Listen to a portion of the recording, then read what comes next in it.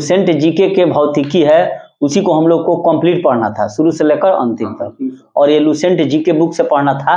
अब पहले से सिलेबस निर्धारित था और इसका पीडीएफ भी टीआरसी बेतिया के टेलीग्राम ग्रुप में पहले से शेयर कर दिया गया। चलिए शुरू करते हैं। बताइएगा लोग कि किसी राशि के मापन के निर्देश मानक को, किसी राशि के मापन के निर्देश मानक को क्या कहा जाता है? मात्रक कहा जाता है, यूनिट। किसी राशि के मानक के मापन को मात्रक यानी कि यूनिट कहा जाता है। अच्छा, आप बताइएगा कि मात्रक कितने प्रकार के होते हैं? 2 प्रकार के होते हैं। एक होता है मूल मात्रक और एक होता है व्युत्पन्न मात्रक। मूल मात्रक यानी कि फंडामेंटल यूनिट, और दूसरा होता है डेराइव्ड यूनिट। अच्छा, आप बताइएगा कि एसआई पद्धति में मूल मात्रकों की संख्या कितनी होती है? एसआई पद्धति में मूल मात्रकों की संख्या कितनी होती है? 7 होती है। अच्छा, नेक्स्ट आप बताइएगा कि लंबाई का मात्रक एसआई मात्रक क्या है? मीटर है, ठीक है। द्रव्यमान का एसआई मात्रक किलोग्राम है, ठीक है। और समय का मात्रक सेकेंड है। ताप का मात्रक टेम्परेचर का केल्विन है, ठीक है। आप बताइएगा कि पदार्थ के परिमाण का मात्रक क्या है? मोल है, ठीक है। और ज्योति तीव्रता का मात्रक क्या है? कैंडिला है। और विद्युत धारा का मात्रक एम्पियर है। बहुत बार पूछा जाता है कि विद्युत धारा का मात्रक क्या है? इलेक्ट्रिक करंट का एम्पियर, और ज्योति तीव्रता का कैंडिला, ठीक है। अच्छा, आवृत्ति का मात्रक बताइएगा? हर्ट्ज, ठीक है। अच्छा, समतल कोण का क्या मात्रक होता है? रेडियन। और वहीं अगर ठोस कोण आएगा, सॉलिड मतलब एंगल आएगा, घन कोण, तो उसका स्टेरेडियन हो जाएगा, ठीक है। अच्छा, नेक्स्ट बताइएगा आप कि खगोलीय दूरी को मापने के लिए किसका उपयोग किया जाता है? प्रकाश वर्ष का, क्योंकि प्रकाश की चाल हमेशा एक समान होती है। और प्रकाश वर्ष किसका मात्रक है? दूरी का। और एक प्रकाश वर्ष में कितना मीटर होता है? 9.46 × 10⁻15 मीटर और 12 किलोमीटर। नेक्स्ट बताइएगा आप कि दूरी मापने की सबसे बड़ी इकाई क्या है? पार्सेक है। और एक पार्सेक बराबर कितना प्रकाश वर्ष होता है? 3.26 प्रकाश वर्ष। या अगर उसको मीटर में निकालना है तो 3 × 10⁻16 मीटर। कई मीटर में भी प्रश्न पूछ देता है। अच्छा, नेक्स्ट आप बताइएगा कि बल का मात्रक क्या है? एसआई मात्रक। बल का एसआई मात्रक न्यूटन है। और सीजीएस पद्धति में बल का मात्रक डाइन है। और 1 न्यूटन बराबर कितना डाइन होता है? 10⁵ डाइन, ठीक है। अच्छा, कार्य का एसआई मात्रक क्या है? जूल है। और सीजीएस पद्धति में कार्य का मात्रक अर्ग है। और 1 जूल में कितना अर्ग होता है? 10⁻7 अर्ग, ठीक है।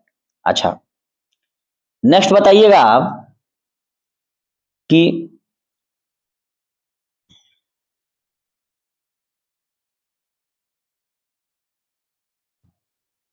नैनो बराबर क्या होगा? 10⁻⁹ ठीक है। नैनो बराबर 10⁻⁹ और एटो का 10⁻18 एटो का होगा। और पीको का 10⁻12, ठीक है। तो उधर पीको होगा तो इधर हो जाएगा टेरा। 10⁻12 बराबर टेरा और 10⁻12 बराबर पीको। बहुत बार पूछा जाता है। अच्छा, नेक्स्ट बताइएगा लोग कि वेग बराबर क्या होगा? बराबर दूरी बटा समय। और दूरी बराबर क्या होगा? समय गुने 4। डी बराबर एस टी, स्पीड गुने टाइम, चाल गुने समय, ठीक है। अच्छा, चलिए बताइएगा कि द्रव्यमान अदिश राशि है कि सदिश राशि है? अदिश राशि है, स्केलर क्वांटिटी है, ठीक है। और विद्युत धारा वो भी अदिश राशि है। विद्युत धारा, ताप, टेम्परेचर और प्रेशर, ये सभी भी अदिश राशियां हैं। यानी कि काऊ चास्ता छेदरालादू। कार्य ऊर्जा इसका ट्रिक है, सबका पहला वर्ड है काऊ चास्ता छेदरालादू। इस पर बैठा लेना है पहला वर्ड। जैसे कार्य, ऊर्जा, चाल, ये सब क्या है? अदिश राशियां हैं। और बभोवत, बभोवत का हो गया बल, वेग, विस्थापन और त्वरण, ये सब सदिश राशियां हैं। और सदिश राशि उसे कहते हैं जिसमें परिणामों के साथ साथ उसकी योग निश्चित नियमों के अनुसार जोड़ी रहती है। हाँ ठीक है। अच्छा, दूरी हमेशा क्या होगी, ऋणात्मक होगी कि धनात्मक होगी? धनात्मक होगी, ठीक है। और विस्थापन का एसआई मात्रक क्या है? डिस्प्लेसमेंट का मीटर होगा, ठीक है, क्योंकि लंबाई का मात्रक ही मीटर होता है। ये हम अभी नहीं पूछे हैं। विद्युत विस्थापन जो है धनात्मक, ऋणात्मक, शून्य, कुछ भी हो सकता है। अच्छा, चाल की परिभाषा बताइए आप, स्पीड की परिभाषा। किसी वस्तु द्वारा प्रति सेकंड में तय की दूरी को ही चाल कहते हैं। और चाल बराबर होता है दूरी बटा समय, और दूरी बराबर हो जाएगा चाल गुने समय। और चाल का एसआई मात्रक क्या है? मीटर प्रति सेकंड, ठीक है।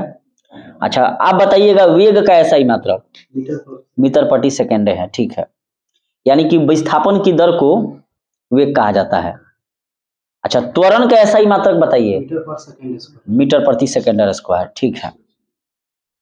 और यदि समय के साथ साथ वस्तु का वेग यदि घटता है, समय के साथ साथ वस्तु का वेग घटता है, तो त्वरण क्या होगा? ऋणात्मक होगा कि धनात्मक होगा? ऋणात्मक होगा। और जिसे हम लोग मंदन कहते हैं, रिटार्डेशन कहते हैं, ठीक है। नेक्स्ट बताइएगा लो कि प्रक्षेपण कोण थीटा एवं 90 माइनस थीटा दोनों के लिए क्षैतिज परास क्या होना चाहिए? समान होना चाहिए। प्रक्षेपण कोण थीटा एवं 90 माइनस थीटा दोनों के लिए क्षैतिज परास का मान समान होना चाहिए, ठीक है। कितना डिग्री कोण पर किसी वस्तु को फेंकने पर वह स्केप कर जाएगी और मैंने अधिक प्रक्षेप्य गति पैदा मैंने प्राप्त करेगी? 45 डिग्री पर। तबे ना 3 गो सैटेलाइट से पूरा काम चल जाता है। नेक्स्ट बताइएगा लो कि रेखीय चाल बराबर क्या होगा? किसका गुणनफल होगा? कोणीय चाल गुने त्रिज्या का।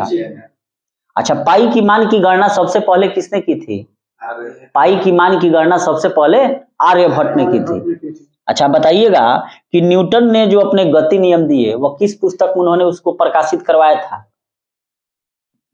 प्रिंसिपिया में। न्यूटन ने जो अपने गति के नियम दिए उसको अपने पुस्तक प्रिंसिपिया में सबसे पहले गति के नियम को हमने प्रकाशित कराया गया, ठीक है। गैलीलियो का नियम या जड़त्व का नियम बल के किस नियम को कहते हैं? प्रथम नियम को। गैलीलियो का नियम या जड़त्व का नियम बल के प्रथम नियम को कहते हैं, ठीक है। और किस नियम से, बल के किस नियम से बल की परिभाषा प्राप्त होती है? प्रथम नियम से, ठीक है। अच्छा, बल का एसआई मात्रक क्या होगा? न्यूटन होगा। और सीजीएस पत्ती में एसआई मात्रक, सीजीएस मात्रक में क्या होगा? बल का डाइन होगा। और एक डाइन बराबर 10 के पावर 5 न्यूटन। अच्छा, संवेग जो होता है मोमेंटम, वह किसका गुणनफल होता है? हाँ, तो वेग गुने द्रव्यमान, वेग और द्रव्यमान का गुणनफल होता है, द्रव्यमान और वेग का गुणनफल होता है, यानी कि P बराबर mv। और इसका एसआई मात्रक बताइए संवेग का? किलोग्राम मीटर प्रति सेकेंड। बल का व्यंजक न्यूटन के किस गति नियम से प्राप्त होता है? द्वितीय गति नियम से, ठीक है। अच्छा, बताइएगा लोग कि रॉकेट का उड़ना, नाव से किनारों पर कूदने पर नाव का पीछे हट जाना और बंदूक से गोली चलाने पर चलाने वाले को पीछे की ओर धक्का लगना न्यूटन के किस गति नियम पर आधारित है? न्यूटन के तृतीय गति नियम पर आधारित है। हाँ। अच्छा, नेक्स्ट बताइएगा लोग कि आवेग जो होता है इंपल्स, वह किसका किसका गुणनफल होगा? बल और समय अंतराल का। इसीलिए क्रिकेट खिलाड़ी कैच लेते समय जब उसके हाथ को पीछे खींच लेता है कैच करते वक्त, क्योंकि चोट कम लगे, क्योंकि उसके टाइम पीरियड को वो बढ़ा देता है। अच्छा, आवेग का एसआई मात्रक क्या होगा? Newton second. ध्यान रखिए लो, ये सब बार बार पूछता है। अच्छा, नेक्स्ट बताइएगा लो कि कपड़ा सुखाने की मशीन, दूध से मक्खन निकालने की मशीन किस बल के सिद्धांत पर कार्य करती है? सेंट्रीफ्यूगल फोर्स, यानी कि अपकेंद्रीय, ठीक है। अच्छा, मौत के कुएं में कुएं में जो मोटरसाइकिल चलता है वह किस बल के कारण है? वो अभिकेंद्रीय बल है, वो सेंट्रीपेटल फोर्स है, मौत के कुआं वाला। अच्छा, बल आघूर्ण किनका गुणनफल है? बल गुणे आघूर्ण बल भुजा का गुणनफल है और इसका मात्रक भी न्यूटन मीटर होता है। अच्छा, नेक्स्ट बताइएगा लोग, बार बार प्रश्न पूछे जाते हैं कि कैंची, पिलास, सिरासी, कील उखाड़ने की मशीन, शीश झूला, साइकिल का ब्रेक और हैंडपंप किस श्रेणी के उत्तोलक हैं? प्रथम श्रेणी के उत्तोलक हैं। मनुष्य का हाथ और चिमटा किस श्रेणी के उत्तोलक हैं? द्वितीय श्रेणी के उत्तोलक हैं। अच्छा, नेक्स्ट बताइएगा लोग, कार्य बराबर क्या होता है? एफ एस बल गुने विस्थापन, W बराबर एफ एस कॉस थीटा। अच्छा, कार्य का ऐसा ही मात्रक क्या होगा? जूल होगा, ठीक है। और ऊर्जा का ऐसा ही मात्रक जूले है, ठीक है। अच्छा, गतिज ऊर्जा का व्यंजक बताइए। 1/2 mv²। Kinetic energy. अच्छा, नेक्स्ट बताइएगा, स्थितिज ऊर्जा का व्यंजक बताइए। mgh। अच्छा, ऊर्जा संरक्षण का नियम बताइए। ऊर्जा एनर्जी का डिस्ट्रॉयड, हिंदी में बोलिए ना। एनर्जी ना उत्पन्न हो सकती है ना उसका क्षय हो सकता है। हाँ, सिर्फ एक से दूसरे माने, हाँ, यानी कि ऊर्जा न तो उत्पन्न की जा सकती है न ही नष्ट की जा सकती है, सिर्फ एक से दूसरे रूप में रूपांतरित होता है। अच्छा, आप बताइएगा कि विद्युत सेल जो होता है, इलेक्ट्रिक सेल, वह रासायनिक ऊर्जा को किस में बदलता है? रासायनिक ऊर्जा को यांत्रिक ऊर्जा। खूब याद किए हैं आप। विद्युत सेल जो होता है ना, इलेक्ट्रिक सेल, वह रासायनिक ऊर्जा को विद्युत ऊर्जा में बदलेगा। आप यांत्रिक ऊर्जा ना बोल रहे हैं। आप बताइएगा, फिर से आप बताइए कि डायनेमो यांत्रिक ऊर्जा को किस में बदलेगा? यांत्रिक ऊर्जा को विद्युत ऊर्जा में बदलेगा। अरे पुराने जमाना में लोग रात में जो काम करते थे ना, साइकिल में लगाते थे डायनेमो। जितना साइकिल चलाते थे तो मेहनत काम कर रहे हैं। यांत्रिक का मतलब क्या होता है? कार्य करना। और जितने मेहनत कीजिएगा उतने ज्यादा बल्ब तेल जलता था।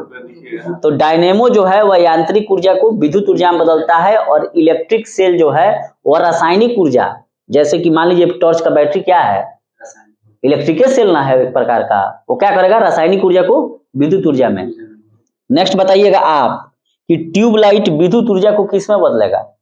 ट्यूबलाइट, हाँ, विद्युत ऊर्जा को किस में परिवर्तित कर देता है? प्रकाश एवं ऊष्मा ऊर्जा में। क्योंकि जब बल्ब जलेगा तो ऊष्मा भी, गर्मी भी तो मिलेगा और साथ ही प्रकाश मिलेगा। नेक्स्ट फिर से आप बताइएगा कि लाउड स्पीकर किसका रूपांतरण करता है? लाउड स्पीकर में जब बिजली दीजिएगा तो क्या पैदा करेगा? ध्वनि पैदा करेगा। बहुत अच्छा। अच्छा, आप बताइए कि मोमबत्ती जो है रासायनिक ऊर्जा को किस में बदलेगा?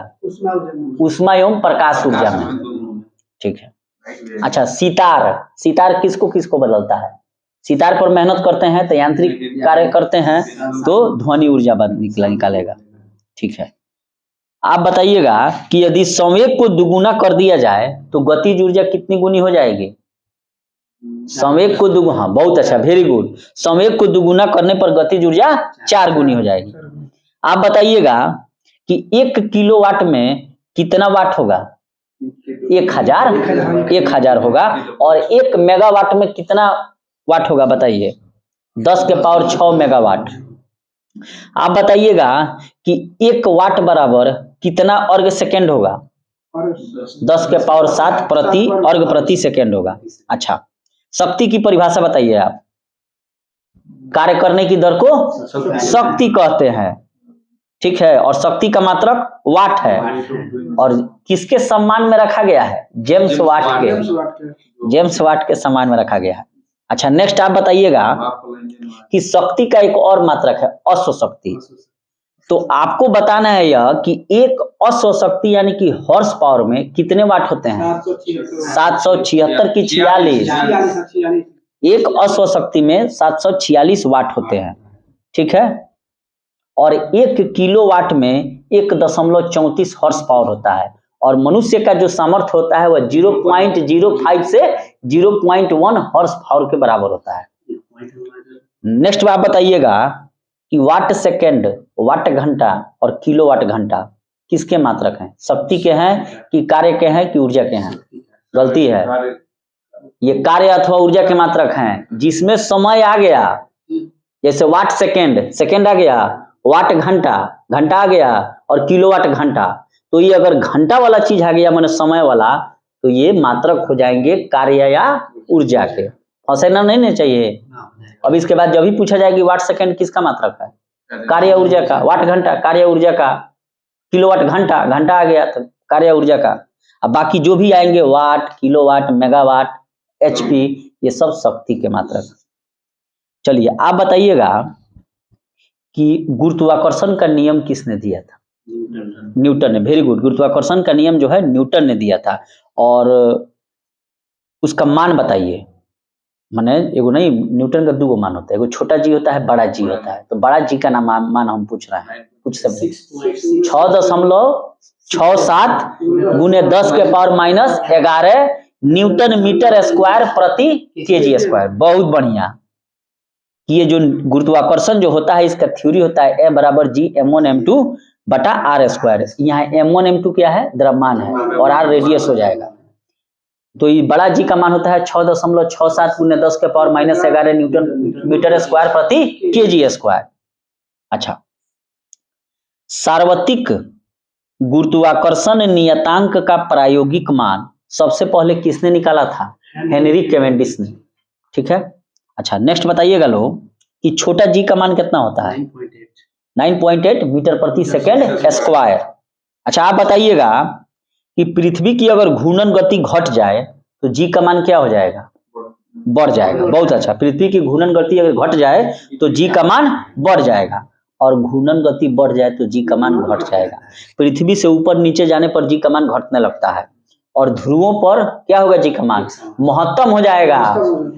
जी का मान सबसे ज्यादा अगर कहीं होगा तो अंटार्कटिका कहिए, ध्रुव कहिए, पोल कहिए, एक ही शब्द है, सबसे ज्यादा जी का मान होता है। और विषुवत रेखा पर जी का मान न्यूनतम होगा। अच्छा, नेक्स्ट आप प्रश्न बताइएगा कि पृथ्वी अपनी वर्तमान कोणीय चाल से अगर 17 गुनी अधिक चाल से लगे चलने तो भूमध्य रेखा पर रखी वस्तु का भार क्या हो जाएगा? 0 हो जाएगा। कि पृथ्वी अपनी वर्तमान कोणीय चाल से 17 गुना अगर अधिक स्पीड बढ़ा दिया जाए तो इक्वेटर पर रखे वस्तु का वेट जो है क्या हो जाएगा? 0 हो जाएगा। अच्छा, ऐसी स्थिति में दिन की अवधि 24 घंटे से घटकर कितना घंटा हो जाएगी? 1.4 घंटा, मात्र 84 मिनट का हो जाएगा। नेक्स्ट बताइएगा, आप बताइएगा कि जब लिफ्ट ऊपर से नीचे की ओर आती है तो लिफ्ट में जो कोई व्यक्ति है तो उसका भार क्या होगा? घटा प्रतीत होगा कि बढ़ा प्रतीत होगा? हाँ, ऊपर से नीचे आएगा तो घटता प्रतीत होगा, नीचे से ऊपर जाएगा तो बढ़ता हुआ होगा। ठीक है। अब आप बताइएगा कि जब लिफ्ट एक समान वेग से ऊपर जा रही हो चाहे नीचे आ रही हो तो लिफ्ट में स्थित पिंड के भार में क्या होगा? कोई परिवर्तन नहीं होगा। बहुत बढ़िया। ठीक है। अच्छा, अगर लिफ्ट के नीचे उतरते समय अचानक अगर रस्सी टूट जाए तो क्या हो जाएगा? व्यक्ति उसके फर्श से उठकर जाके छत पर सट जाएगा। बहुत अच्छा। नेक्स्ट बताइएगा लोग कि प्रत्येक ग्रह सूर्य के चारों ओर किस प्रकार के कक्षा में परिभ्रमण करता है? एंटी क्लॉकवाइज पूछ रहे हैं, कक्षा पूछ रहे हैं, ऑर्बिट पूछ रहे हैं, दीर्घवृत्ताकार यानी कि इलिप्टिकल। ठीक है। प्रत्येक ग्रह सूर्य, मान लीजिए यहाँ सूर्य है तो ऐसे ही चक्कर मार रहा है, ऐसे ऐसे ऐसे परवल के जैसा, अंडा के जैसा। ठीक है। अच्छा, नेक्स्ट बताइएगा लोग कि किस ग्रह माने कौन सा वो ग्रह था जिसको अब उपग्रह मान लिया गया? प्लूटो को। कब माना गया है? 2006 से, जब प्राग चेक गणराज्य में बैठक हुआ था। यह भी प्रश्न पूछा हुआ है BRSI में। अच्छा, नेक्स्ट बताइएगा लोग कि पृथ्वी का एकमात्र उपग्रह कौन है? चंद्रमा है। और पृथ्वी के सबसे नजदीक खगोलीय पिंड कौन है? चंद्र में है। नेक्स्ट बताइएगा लोग कि पृथ्वी तल के अति निकट चक्कर लगाने वाले उपग्रह की कक्षीय चाल कितना किलोमीटर प्रति सेकंड होगा? बहुत ही इंपॉर्टेंट प्रश्न है। ये लुसेंट बुक में जितना लालका से लिखा गया है ना कहीं कहीं, वो बहुत ही वीवीआई चीज है कि पृथ्वी तल के अति निकट चक्कर लगाने वाले उपग्रह की कक्षीय चाल कितना किलोमीटर प्रति सेकंड होगा? 8 किलोमीटर प्रति सेकंड होगा। ठीक है, अच्छा नेक्स्ट बताइएगा लोग कि भूस्थायी जो उपग्रह होते हैं यानी कि जियो स्टेशनरी सैटेलाइट, उसका परिक्रमण काल कितना घंटा होता है? 24 घंटा।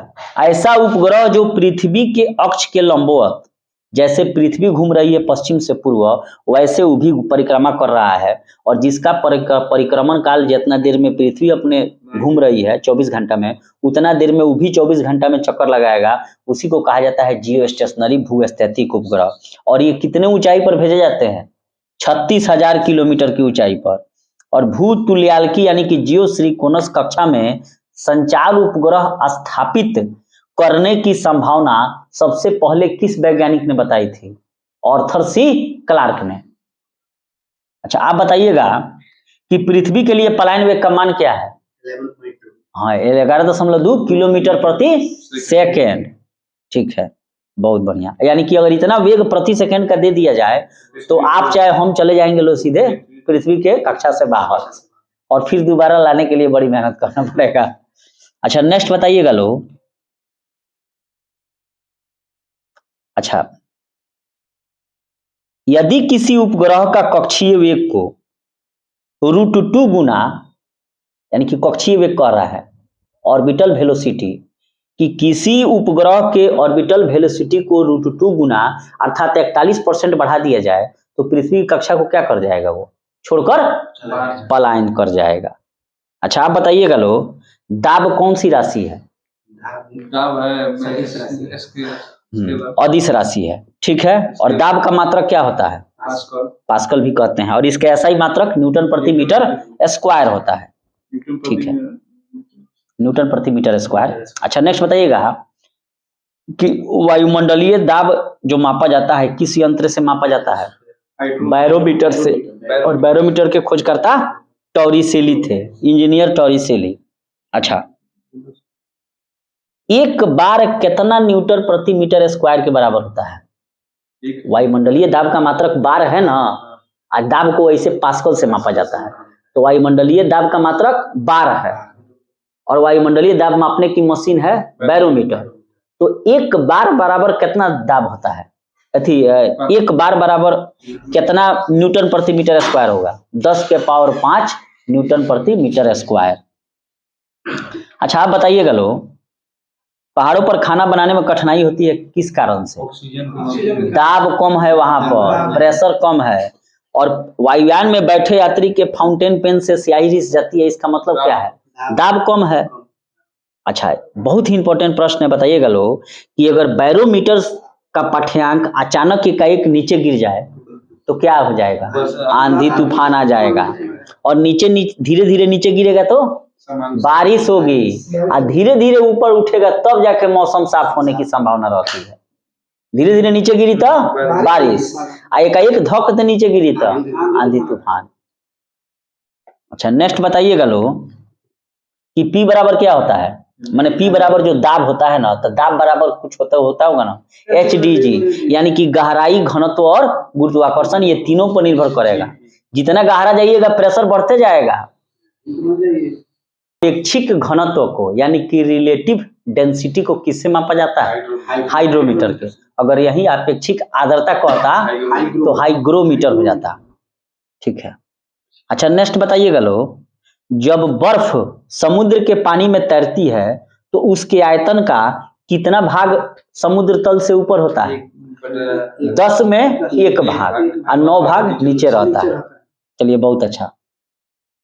अच्छा, नमक के घोल का घनत्व अंडे के घनत्व से कैसा होगा कि नमक के घोल में अंडा तैरेगा? अधिक होगा, यानी कि नमक के घोल का घनत्व अंडे के घनत्व से ज्यादा होगा तब ना अंडा तैरेगा।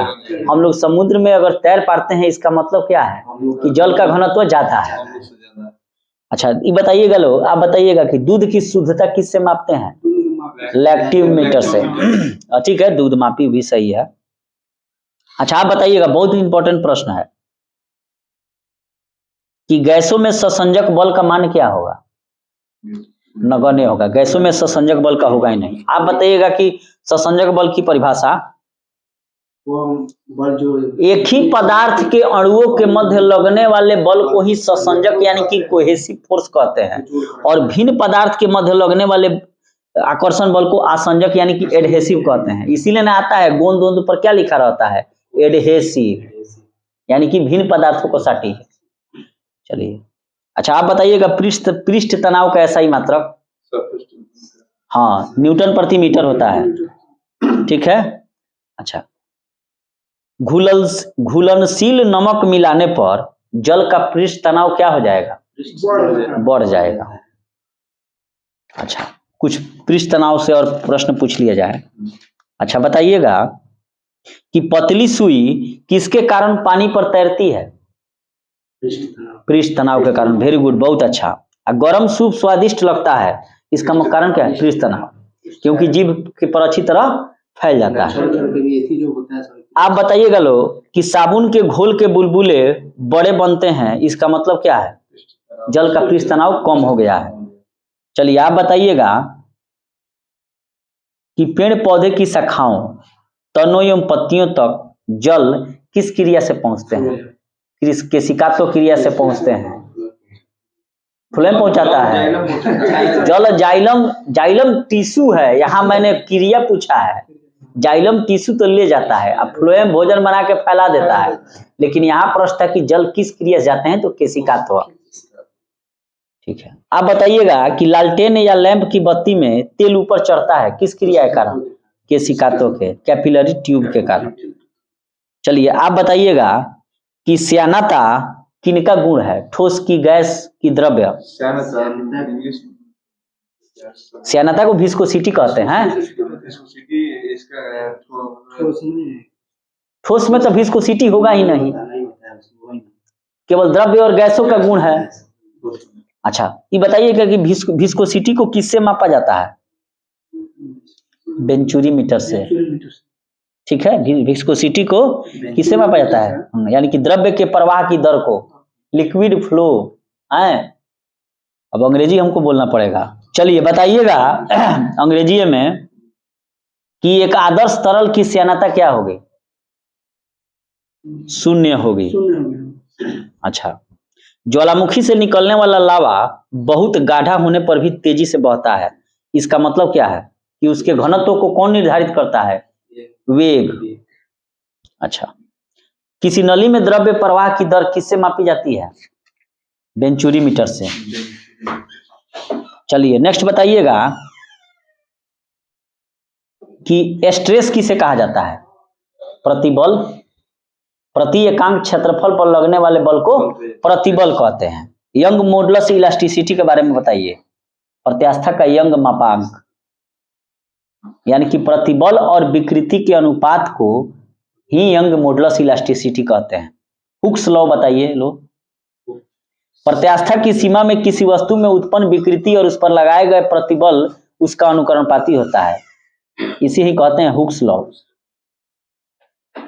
अच्छा, विकृति का मतलब समझते हैं लोग?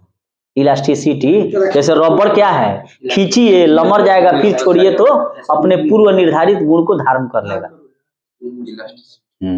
और सबसे अधिक प्रत्यास्थ पदार्थ क्या होगा? स्टील। अच्छा, नेक्स्ट बताइएगा लोग कि विकृति अगर स्ट्रेस अगर वॉल्यूम में हो, स्ट्रेस जो है यानी कि विकृति, जैसे मान लीजिए कि स्ट्रेन जो है, स्ट्रेन माने विकृति हो गया और स्ट्रेस माने प्रतिबल हो गया, तो स्ट्रेन यानी कि विकृति जो है अगर वॉल्यूम में है तो उसे कौन सा प्रत्यास्था गुणांक कहेंगे? आयतन प्रत्यास्था गुणांक। ये पूछता भी है। अच्छा नेक्स्ट बताइएगा लो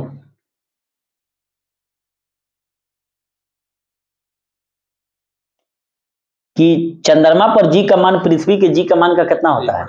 1/6 होता है। बहुत अच्छा। और टी बराबर क्या होता है सरल लोलक में? 2π√L/g। अर्थात लंबाई बढ़ेगा तो क्या होगा? आवर्तकाल बढ़ जाएगा। इसलिए पेंडुलम को संभाल के रखिए लो। नेक्स्ट बताइएगा लो कि प्रकाश तरंगे कौन सी तरंगे होती हैं? अनुप्रस्थ तरंगे होती हैं। आप बताइएगा कि ऑडियोबल जो वेव्स होता है यानी कि श्रव्य तरंगे, उनका परिसर क्या होता है, रेंज क्या होता है? 20 हर्ट्ज से लेकर 20,000 हर्ट्ज तक, और उसी को हम लोग सुन सकते हैं। अल्ट्रासोनिक वेव्स के बारे में बताइए, पराश्रव्य तरंगे, उसका परिसर क्या होगा? 20,000 हर्ट्ज से अधिक। और इंफ्रासोनिक के बारे में आप बताइए, अश्रव्य, 20 हर्ट्ज से कम। नीचे। ठीक है। अच्छा, किन तरंगों को केवल कुत्ता, बिल्ली, चमगादड़ सुन सकते हैं? 20 हर्ट्ज। अल्ट्रासोनिक को 20,000 हर्ट्ज से अधिक। अच्छा, पराश्रव्य तरंगों का उपयोग बताइए, यही अल्ट्रासोनिक तरंगों का उपयोग। हाँ, बहुत अच्छा। दूध के अंदर के हानिकारक जीवाणुओं को नष्ट करने में, गुर्दा में बनने वाली जो पथरी होती है कैल्शियम ऑक्जेलेट की, उसको भी जांच करने में, तोड़ने में, गठिया के रोज के उपचार में, पानी के जीवाणुओं को, दूध के जीवाणुओं को नष्ट करने में, संकेत भेजने में, समुद्र की गहराई को मापने में बहुत उपयोग है अल्ट्रासोनिक वेव्स का। अच्छा, आप बताइएगा कि ध्वनि की चाल वायु में कितना होगा, कितना मीटर प्रति सेकेंड होगा? ध्वनि की चाल वायु में, हाँ, 332 मीटर प्रति सेकेंड। बहुत ही इंपॉर्टेंट प्रश्न है। आप बताइएगा लोहा में 51-30। आप बताइए एल्युमिनियम में 64-20। ध्वनि पर किसका प्रभाव नहीं पड़ता है? दाब का। अच्छा, आप बताइएगा कि औद्योगिक क्षेत्रों में कितना शोर होगा डेसिबल में? 70 डेसिबल से ऊपर हो गया तो औद्योगिक क्षेत्र कहलाएगा। और साधारण बातचीत जो है वो कितना डेसिबल के बीच होना चाहिए? 30 से 35। आप लोग जवाब नहीं दे रहे हैं, मजा नहीं आ रहा है। अच्छा, नेक्स्ट बताइएगा लो, वह ध्वनि का कौन सा लक्षण है जिसके कारण ध्वनि मोटी या पतली यानी कि ग्रेव या श्रील सुनाई पड़ती है? ध्वनि का वह कौन सा लक्षण है, कैरेक्टर है, जिसके कारण ध्वनि पतली यानी कि श्रील और मोटी यानी कि ग्रेव सुनाई देती है? तारत्व। बच्चे का आवाज, लड़की का आवाज क्या है? ज्यादा उसमें पिच है। उसके अलावा ये जो मच्छर की भिनभिनाहट है, सिर के दहाड़ से भी ज्यादा लगता है, छनाक से, तो उसका पिच ज्यादा है। अच्छा, आप बताइएगा कि लाउडनेस का यूनिट क्या है? फोन है। ध्वनि का थोड़े पूछे हैं, लाउडनेस पूछ रहे हैं। ध्वनि के 3 लक्षण हैं, लाउडनेस, पिच और क्वालिटी। क्वालिटी माने गुणता। तब न केवाड़ी के पीछे से कोई बोलता है तो आप पकड़ लेते हैं कि कौन आदमी बोल रहा है। हर व्यक्ति के ध्वनि, जैसे सितार बजा दीजिए, गिटार बजा दीजिए, दोनों में अंतर कैसे कर लेते हैं? कैसे जान जाते हैं कि खेसरिया का आवाज है कि पवनवा का है? गुणता है, क्वालिटी है। और लाउडनेस जो है जिसके कारण ध्वनि तेज या मंद सुनाई देती है, और इसी का मात्रक, लाउडनेस का मात्रक प्रबलता का फोन है। ध्वनि की तीव्रता को व्यक्त करने का मात्रक बेल होता है, ठीक है, और बेल एक बड़ा मात्रक है, लेकिन सामान्यतः एक छोटा मात्रक डेसिबल का उपयोग किया जाता है। मनुष्य की ये श्रव्यता की अधिकतम सीमा कितना डेसिबल है? 95 डेसिबल। अगर इससे ज्यादा सुनाई दे रहा है तो कान कुछ दिन में चल जाएगा। कान पर और मनुष्य के आंख पर कितना सेकंड माने समय तक जो है उस चीज का प्रभाव रहता है? 1/10, 1/10 सेकंड तक। अच्छा, आप ये बताइएगा लो कि इको सुनने के लिए स्रोत एवं परावर्तक सतह के बीच कितनी दूरी होनी चाहिए? 56 फीट या 17 मीटर, या उसको रियली में अगर जानिए तो 16.6 मीटर काफी है। अच्छा, बहुत अच्छा प्रश्न है। बताइएगा लो कि जब समान आवृत्ति या आयाम की, जब समान आवृत्ति या आयाम की 2 ध्वनि तरंगे एक साथ किसी बिंदु पर पहुंचती हैं तो उस बिंदु पर ध्वनि ऊर्जा का पुनः वितरण हो जाता है। इसे क्या कहा जाता है? इस घटना को इंटरफेरेंस ऑफ लाइट, ध्वनि का व्यक्तीकरण। और ये कई प्रकार का होता है, विनाशी भी होता है और संपोषी यानी कि कंस्ट्रक्टिव भी होता है और डिस्ट्रक्टिव भी होता है। अच्छा, बताइएगा यदि मैक संख्या 1 से अधिक है तो ध्वनि की चाल क्या होगी? सुपरसोनिक होगी। और अगर 5 से अधिक है तो हाइपरसोनिक हो जाएगा। तब मैंने बना रहा है कौन सी ब्रह्मोस। ब्रह्मोस किन दो देशों की संयुक्त परियोजना है? चाइना का है, इंडिया और रशिया। रसिया का। भारत के ब्रह्मपुत्र और रसिया के रसकोवा नदी पर, और उसका कोनो तोड़ नहीं है, अमेरिका के पास तोड़ नहीं है। अच्छा बताइएगा लोग। अच्छा, एक ब्रिटिश थर्मल यूनिट में कितना कैलोरी होता है? 252 कैलोरी। एक ब्रिटिश थर्मल यूनिट में 252 कैलोरी होता है। और आप बताइएगा कि एक कैलोरी में कितना जूल होता है? 4.186 जूल होता है। अच्छा, आप बताइएगा कि 1 पाउंड जल का ताप, 1 पाउंड जल का ताप 1 डिग्री फ़ारेनहाइट से बढ़ाने के लिए आवश्यक ऊष्मा की मात्रा को क्या कहते हैं? 1 ब्रिटिश थर्मल यूनिट कहते हैं, BTU। और आप बताइएगा कि 1 ग्राम शुद्ध जल का तापमान 14.5 से 15.5 डिग्री सेल्सियस तक बढ़ाने के लिए आवश्यक ऊष्मा की मात्रा को क्या कहते हैं? इंटरनेशनल कैलोरी को कहते हैं, अंतर्राष्ट्रीय कैलोरी। अच्छा चलिए आप बताइएगा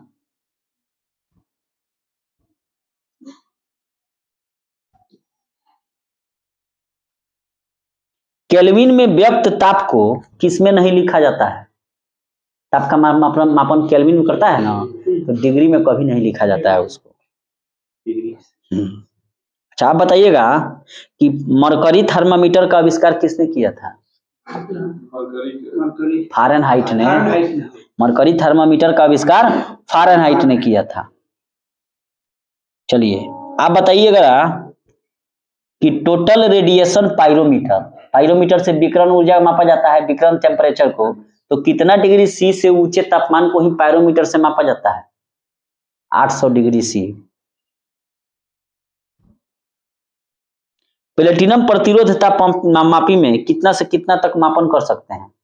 प्लेटिनम प्रतिरोध तापमापी में -2 से 1200 डिग्री सेल्सियस तक को। अच्छा चलिए बताइएगा कि बर्फ की विशिष्ट ऊष्मा धारिता कितनी होगी? विशिष्ट ऊष्मा को जूल प्रति केजी प्रति केल्विन में व्यक्त करते हैं ना, जूल प्रति केजी केल्विन। तो बर्फ का क्या होगा? 2100। और जल का 4200। जल का विशिष्ट ऊष्मा बहुत ज्यादा होता है। अच्छा बताइएगा लोग कि ये जो कोको कोला में जो भरा होता है, क्या भरा होता है? कार्बोनेटेड वाटर, यानी कि शुष्क बर्फ, ठोस कार्बन डाइऑक्साइड। तब ना खोलते हैं तो स्वांक से मारता है।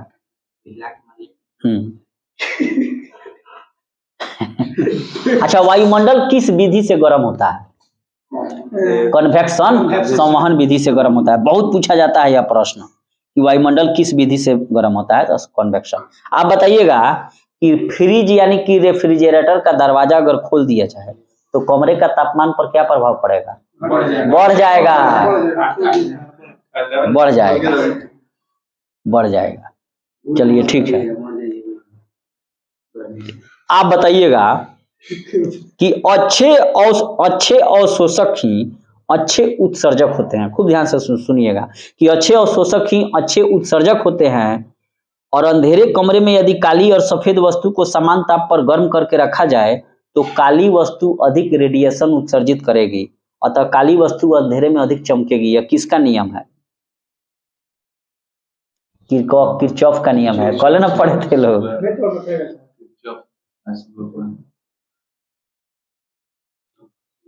अच्छा नेक्स्ट बताइएगा लोग कि गुप्त ऊष्मा का एसआई मात्रक बताइए। जूल प्रति केजी। और वहीं विशिष्ट ऊष्मा का एसआई मात्रक जूल प्रति केजी केल्विन। नेक्स्ट बताइएगा लोग कि आपेक्षिक आर्द्रता को किससे मापा जाता है? हाइग्रोमीटर से। और वहीं घनत्व को कह देगा तो हाइड्रोमीटर से। अच्छा, एयर कंडीशनर के लिए टेम्परेचर कितना से कितना के बीच होना चाहिए?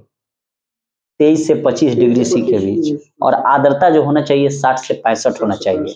और वायु की गति 0.75 मीटर प्रति मिनट से 2.5 मीटर प्रति मिनट होना चाहिए। और ये सारा चीज जानते हैं कहाँ मिलता है? इंग्लैंडवा के यहाँ मिलता है। वहाँ यही मौसम है। तो विश्व में सबसे ज्यादा मानव के अनुकूल रहने के लिए कोई जगह है तो इंग्लैंड में, इसलिए वो अपने आप को भगवान से कम नहीं मानता है। तभी ना कहता था कि हम सभ्य हैं और बाकी लोग बर्बर एवं असभ्य है। सिखाने के लिए आए हैं कि जीना कैसे है। सिखा के गए लोग का।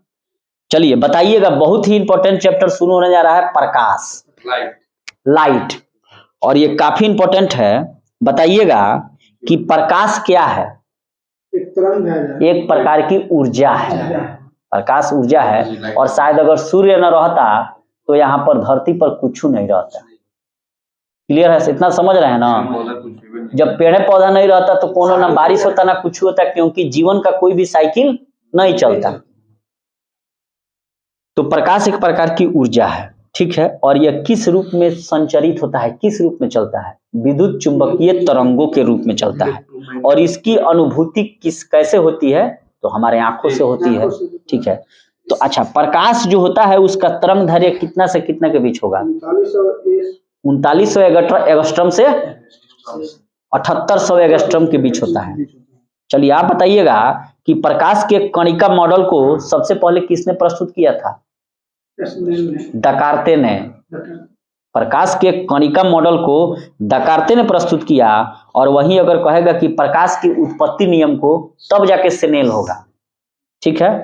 आप बताइएगा कि प्रकाश के तरंग सिद्धांत को किसने दिया? हाइगेंज ने, कल पढ़े थे लोग। और प्रकाश के व्यक्तीकरण का सिद्धांत थॉमस यंग ने, ठीक है।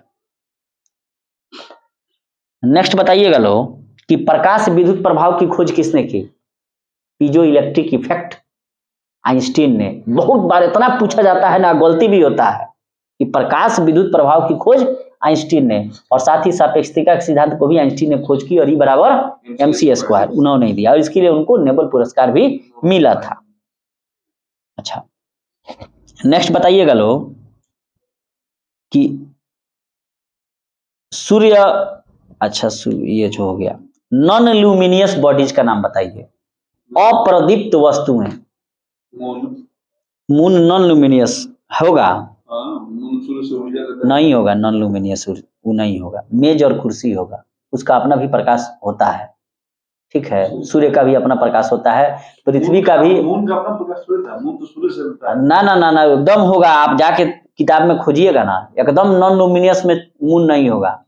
कोई भी ग्रह और उपग्रह, कोई भी क्षुद्र ग्रह, कोनो नॉन ल्यूमिनियस में नहीं होगा। अच्छा बताइएगा लोग, प्रदीप्त वस्तुएं बताइए ल्यूमिनियस बॉडी में। सन हो गया, स्टार्स हो गया। सन हो गया, स्टार्स हो गया, और विद्युत बल्ब, ये भी ल्यूमिनियस होगा। अच्छा आप बताइए, अब फिर से बताइएगा लोग, ट्रांसपेरेंट बॉडीज में, पारदर्शक में, जल हो गया, कांच हो गया। और ट्रांसलूसेंट बॉडीज में, जैसे तेल लगा हुआ कागज आर पार चल जाए। अच्छा, चलिए बताइएगा लोग कि भारत में विज्ञान दिवस कब मनाया जाता है? 28 फरवरी को। भारत में विज्ञान दिवस 28 फरवरी को मनाया जाता है।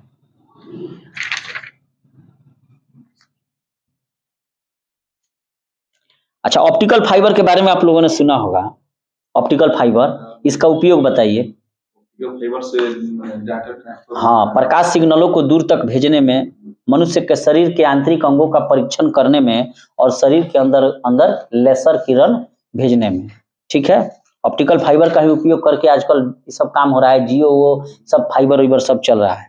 अच्छा, टोटल इंटरनल रिफ्लेक्शन के कुछ उदाहरण बताइए प्रकाश के पूर्ण आंतरिक परावर्तन का। मृग मरीचिका का बनना रेगिस्तान में, मिराज का, हीरा का चमकना, जल में पड़ी परख नली का चमकना, कांच में आई दरार का चमकना, ये सब टोटल इंटरनल रिफ्लेक्शन के कारण होता है। प्रकाश के अपवर्तन के कुछ घटनाओं को बताइए लोग। बताइए, ठीक है। गिलास में रखे हैं, सिक्का है तो ऊपर उठेगा, मछली भी ऊपर उठी, छड़ डालिएगा पानी में कुछ टेढ़ी दिखाई देगी। और रिफ्रैक्शन ऑफ लाइट के तारों का टिमटिमाना, जो बिहार एसआई ने उसको पकड़ के रखा है, बार बार पूछता है कि तारे, हाँ तारे बार बार टिमटिमाते हैं, इसका मतलब क्या है? Refraction of light. रिफ्लेक्शन तो हो गया परावर्तन। अच्छा बताइएगा लो, लेंस की क्षमता किस में मापते हैं? डायोप्टर में। और स्पष्ट दृष्टि की न्यूनतम दूरी कितनी होती है?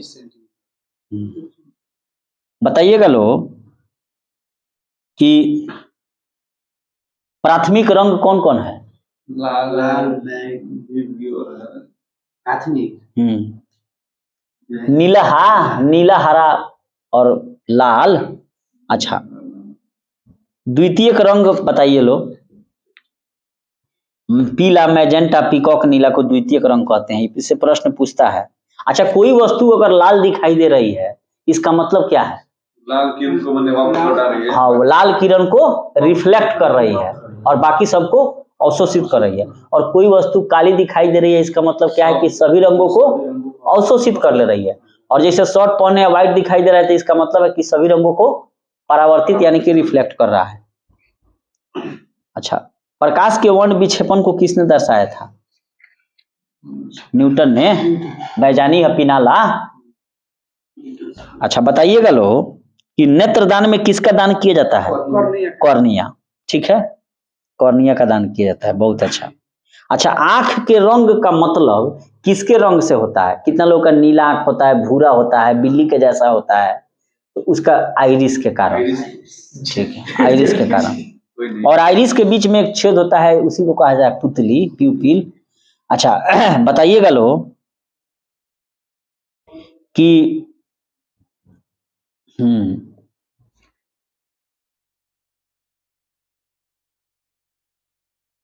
अच्छा, ये जो रंग दृष्टि होता है यानी कि कलर विजन, तो उसमें रंग को कौन कंट्रोल करता है? शंकु की रॉड्स। रंग को कंट्रोल करेगा शंकु, कोन्स। और रॉड्स जो है ना, वो प्रकाश की तीव्रता को कंट्रोल करता है। ये हमेशा याद रख लिया लोग कि रंग को कंट्रोल कौन करेगा? शंकु यानी कि कोन्स।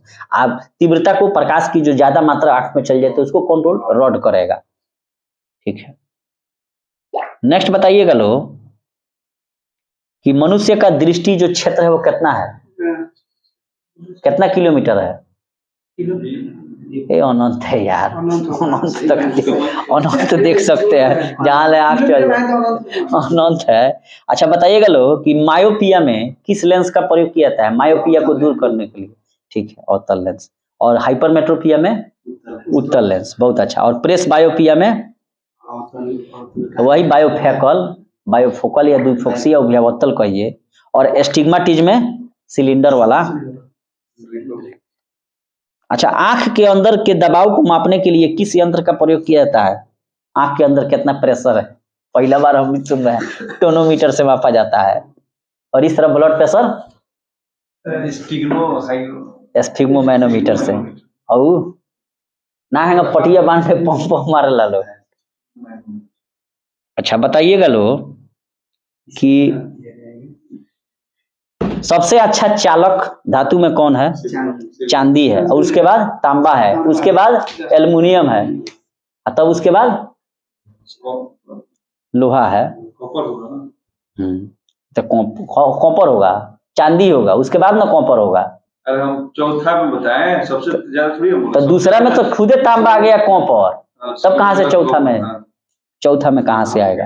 अच्छा, बताइएगा लोग कि दो स्थिर विद्युत आवेशों के बीच लगने वाला आकर्षण या प्रतिकर्षण बल दोनों आवेशों की मात्राओं के गुणनफल के अनुपाती एवं उनकी बीच की दूरी के व्युत्क्रमानुपाती होती है। और यह बल दोनों आवेशों को मिलाने वाली रेखा का अनुदिश कार्य करता है। किसका नियम है? कूलॉम्ब का नियम है। और ये डायरेक्ट ऐसे ही छाप देता है क्वेश्चन में, तब पूछता है कि कूलॉम्ब का है कि ओम का है कि क्या है। अच्छा, विद्युत धारिता का ऐसा ही मात्रक बताइए, फैराडे। अच्छा, प्राथमिक सेल के कुछ उदाहरण बताइए। बोले डेसु, बोल्टिए, डेनियल, सूस और लेक्लांचे। बोल्टिए, लेक्लांचे, डेनियल और शुष्क सेल, ये सब प्राथमिक सेल के उदाहरण हैं। और बोल्टिए सेल का आविष्कारक कौन था? एलेक्जेंडर बोल्टा। ये सेलवा बना दिया कि रात में हम लोग टॉर्च बार के देख लेते हैं। अमीटर को विद्युत परिपथ में किस क्रम में लगाया जाता है? श्रेणी क्रम में। बहुत बढ़िया। और एक आदर्श अमीटर का प्रतिरोध भी 0 होना चाहिए। बहुत बढ़िया, बहुत अच्छा बताए कि अमीटर को हमेशा श्रेणी क्रम में लगाते हैं। चलिए, प्राकृतिक चुंबक जो है, प्राकृतिक चुंबक वो किसका ऑक्साइड है? लोहे का ऑक्साइड है, Fe3O4। अच्छा बताइएगा लोग कि कृत्रिम विधियों द्वारा बनाए गए चुंबक को कौन चुंबक कहते हैं? कृत्रिम चुंबक कहते हैं, आर्टिफिशियल चुंबक, जैसे छड़ चुंबक, घोड़ानाल चुंबक। अच्छा, चुंबक को अगर लटका दीजिएगा तो किधर किधर दिशा? पहले नॉर्थ तब साउथ, NS। अच्छा, चुंबकीय सुई किस दिशा की तरफ संकेत करती है?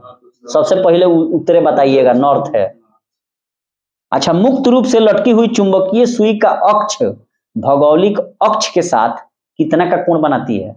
18 डिग्री का। अच्छा, बहुत बढ़िया इंपॉर्टेंट प्रश्न है, बीपीएससी में भी पूछता है और बिहार एसआई में भी। बताइएगा लोग कि लोहा, निकेल, कोबाल्ट और सोडियम, इसमें से कौन फेरोमैग्नेटिक सबस्टेंस नहीं है? सोडियम। बहुत अच्छा, लोहा, निकेल, कोबाल्ट और इस्पात जो है वो फेरोमैग्नेटिक है, और पैरामैग्नेटिक में वही platinum, chromium, sodium, aluminium, oxygen है।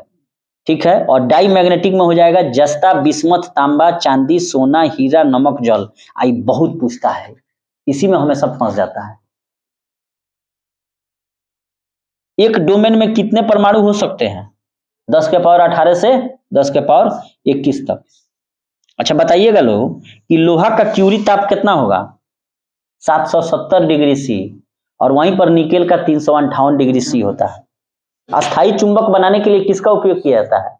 इस्पात का। और विद्युत चुंबक बनाने के लिए नर्म लोहा का। सबसे अधिक वेधन क्षमता किन किरणों की होती है? गामा किरणों की। वेधन क्षमता होगा गामा का, और आयनन क्षमता होगा अल्फा का। नेक्स्ट बताइएगा लोग कि एक अल्फा किरण निकलने से परमाणु संख्या में कितनी की कमी हो जाती है? 2 इकाई की, और द्रव्यमान संख्या में 4 इकाई की। ठीक है, और बीटा किरण निकलने से एगो परमाणु संख्या बढ़ जाएगा, लेकिन द्रव्यमान पर कोई प्रभाव नहीं पड़ेगा। ठीक है, नेक्स्ट बताइएगा लोग कि रेडियो सक्रियता की खोज किसने की थी? मैडम क्यूरी से पहले भी हेनरी बेकुरेल है, याद रखिएगा लोग। अगर मैडम क्यूरी या पी क्यूरी मर्द मेहरारू का नाम नहीं हो, हेनरी बेकुरेल का हो, तो वहीं किया है। तो रेडियो सक्रियता की खोज फ्रेंच वैज्ञानिक हेनरी बेकुरेल और मैडम एम पी क्यूरी ने, इसलिए तीनों को नोबेल पुरस्कार संयुक्त रूप से दिया गया था। ठीक है, अच्छा, वर्ग विस्थापन का नियम किसने दिया था? सोंडी फायम्फांजस नामक वैज्ञानिक ने। रेडियो सक्रियता की मापन किससे किया जाता है? जीएम काउंटर से किया जाता है। अरे रेडियम नहीं ना पूछ रहे हैं, रेडियो सक्रियता पूछ रहे हैं। अच्छा, अब बताइएगा लोग कि जीवाश्मों या मृत पेड़ पौधों की आयु का अंकन किससे किया जाता है? कार्बन 14। पृथ्वी का आयु यूरेनियम डेटिंग। अति प्राचीन चट्टान क्रिप्टन आर्गन विधि। चलिए बताइएगा लोग कि आइंस्टीन किस देश के वैज्ञानिक थे? जर्मनी में जन्मे अमेरिकी वैज्ञानिक थे। अमेरिका के नुबल भाग गइलन अमेरिका, हिटलर के चलते हैं, तो इसलिए हमेशा अमेरिका मानिएगा लोग। आप बताइएगा कि सूर्य एवं तारों में ऊर्जा का स्रोत क्या है? न्यूक्लियर फ्यूजन है। ठीक है, चलिए बताइएगा लोग कि परमाणु बम का आविष्कार किसने किया था? विकास ओपेनहीमर ने। परमाणु बम का आविष्कार ओपेनहीमर ने। सबसे पहले नाभिकीय विखंडन किसके द्वारा दर्शाया गया? स्ट्रासमैन एवं हॉर्न के द्वारा। और एटॉमिक पाइल का निर्माण सबसे पहले एनरिको फर्मी ने किया, शिकागो विश्वविद्यालय में। अच्छा, नेक्स्ट बताइएगा लोग कि रिएक्टर में मंदक के रूप में किसका उपयोग किया जाता है? मॉडरेटर के रूप में D2 और ग्रेफाइट का। ठीक है, और D2O का उपयोग और भी किया जाता है कूलेंट वगैरह में, और न्यूट्रॉनों को अवशोषित करने के लिए कैडमियम एवं बोरान के छड़ों का उपयोग किया जाता है। नेक्स्ट बताइएगा लोग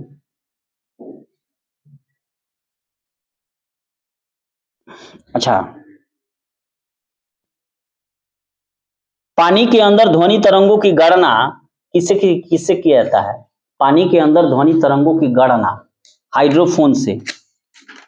नेक्स्ट बताइएगा लोग कि वह उपकरण जो ऊंची इमारतों के ऊपर लगा दिया जाता है, जिससे कोई तड़िक चालक से नुकसान न हो उसको क्या कहा जाता है? Lightning conductor.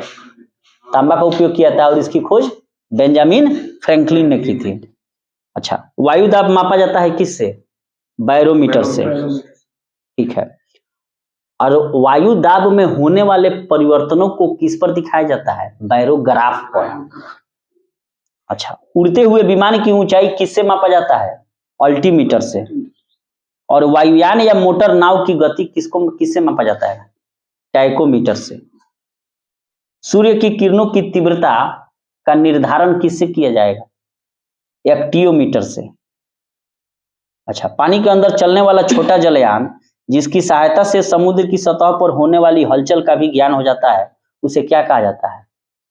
पनडुब्बी सबमरीन। हाँ, समझ रसिया का। अच्छा, बेतार के तार का खोज किसने किया था? Radio Markovnikov. हाँ, उसी को ना कहा जाता है बेतार का तार, रेडियो मार्कोनी। तैरने का नियम किसने दिया? आर्किमिडीज ने। रमन प्रभाव की खोज किसने की थी? सीवी रमन ने। रेडियम की खोज किसने की थी? मैडम क्यूरी ने। ज्योति फलस का मात्रक? ज्योति फलस का मात्रक कैंडेला होगा कि ल्यूमेन होगा? ज्योति तीव्रता का मात्रक ना कैंडेला होगा। इंटेंसिटी जब कहेगा ना तब कैंडेला होगा। अच्छा, तरंग दैर्घ्य का मात्रक? एंगस्ट्रॉम। अच्छा, 32 डिग्री फ़ारेनहाइट बराबर कितना डिग्री सेल्सियस होगा? तो निकालना पड़ेगा, 0 डिग्री सेल्सियस होगा। अच्छा, वो कितना डिग्री तापमान है जो फ़ारेनहाइट एवं सेल्सियस में एक के बराबर दिखाता है? -40। ठीक है, बताइएगा लो, 1 इंच में कितना सेंटीमीटर होता है? 2.54। ठीक है। एक मील में कितना किलोमीटर होगा? 1.60। चलिए, अच्छा है। हेलीकॉप्टर के आविष्कारक कौन थे? पी कार्नो, फ्रांस के थे। और स्कूटर के? जी ब्राडशाह। बड़ी स्कूटर चलो चलाओ। अब स्कूटर नाम रखा गया स्कूटी। हाँ, जो पुरुष भी चलाता था, अब स्कूटी खासकर महिलाओं के लिए चलाया गया है। तो स्कूटर के आविष्कारक जी ब्राडशाह। पहले स्कूटर आता था बजाज का चेतक। अच्छा, पनडुब्बी का आविष्कारक बताइए? डेविड बुनसेल। अच्छा, नेक्स्ट प्रश्न बताइएगा लो कि प्रकाश का वेग सबसे पहले किसने ज्ञात किया था? रोमर ने। और दूध के पास्चुराइजेशन, रेबीज का टीका, लुई पास्चर। टैंक के खोजकर्ता कौन है? टैंक के अर्नेस्ट स्वीटन, ब्रिटेन के। अच्छा, अच्छा, ये जो सेफ्टी रेजर है, सेफ्टी रेजर जिसे कट्टा उट्टा नैयादारी बनाते हैं, इसके खोजकर्ता कौन है? जीलेट हैं। रडार के आविष्कारक? वाटसन वाट। रडार के आविष्कारक वाटसन वाट स्कॉटलैंड के हैं। अच्छा, बताइएगा लोग, प्रेशर कुकर की खोज किसने की थी? डेनिस पैपिन ने। फाउंटेन पेन का? वाटरमैन ने। अच्छा, विभवांतर का मात्रक क्या है? वोल्ट। विद्युत प्रतिरोध का मात्रक? ओम। विद्युत धारिता का मात्रक? फैराडे। प्रेरकत्व का मात्रक? प्रेरक का हेनरी। और आवृत्ति का मात्रक? हर्ट्ज। दाब का मात्रक? दाब का मात्रक पास्कल में होगा। शक्ति का मात्रक? वाट। आवेग का मात्रक? Newton second. अच्छा, श्यानता का मात्रक? न्यूटन सेकेंड प्रति मीटर स्क्वायर। विस्कोसिटी। अच्छा, नेक्स्ट बताइएगा लो कि कैस्कोग्राफ के आविष्कारक भारतीय थे, उनका क्या नाम था? जेसी बोस। और कंप्यूटर के आविष्कारक? Charles Babbage.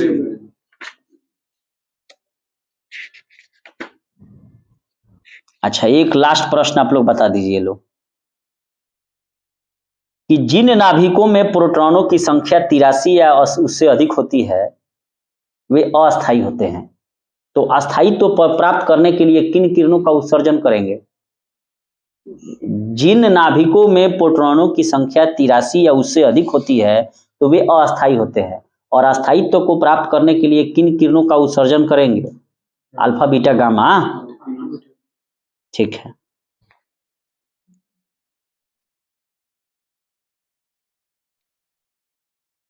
अच्छा बताइएगा लोग कि ट्रांजिस्टर के आविष्कारक कौन थे?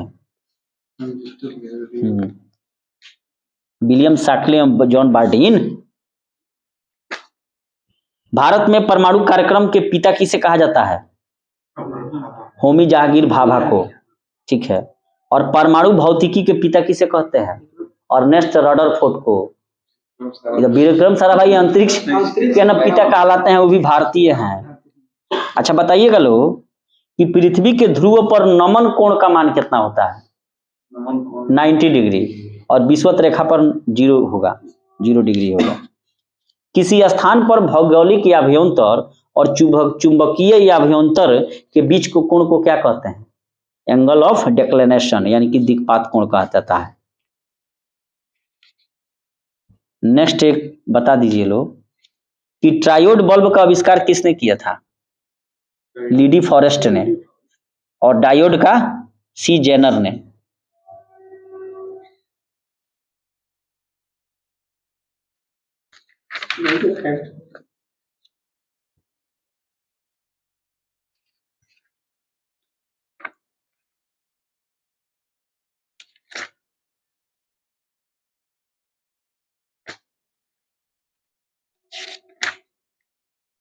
अच्छा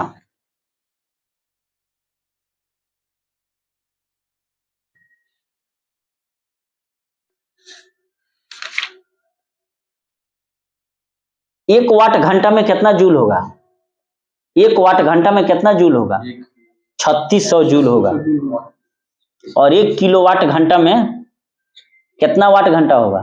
1 किलोवाट में 1000 वाट घंटा।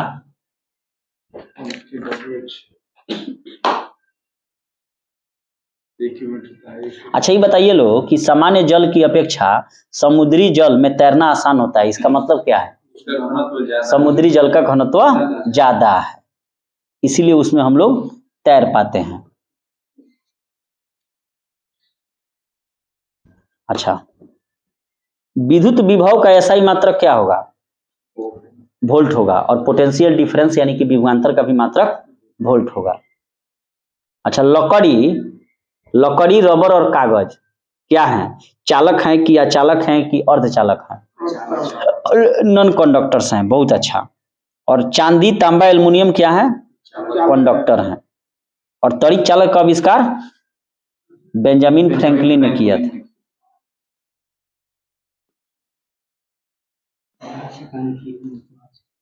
तो बड़ा बड़ा भवन जो बन रहा है सब बर्बाद हो जाता। अंग्रेजों में सब करता है, ये सब देश से सारा।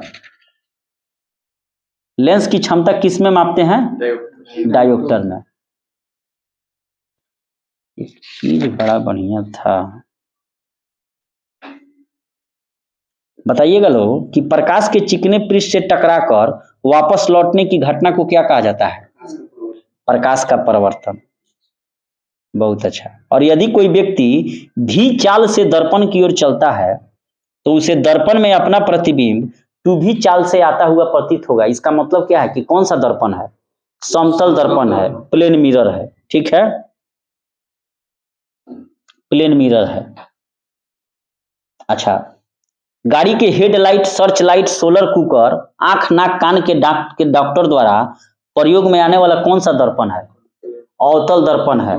इस प्रकार हमारा स्पेशल फिजिक्स का ये समाप्त हुआ। कृपया सिलेबस को जरूर फॉलो कीजिए। Thank you.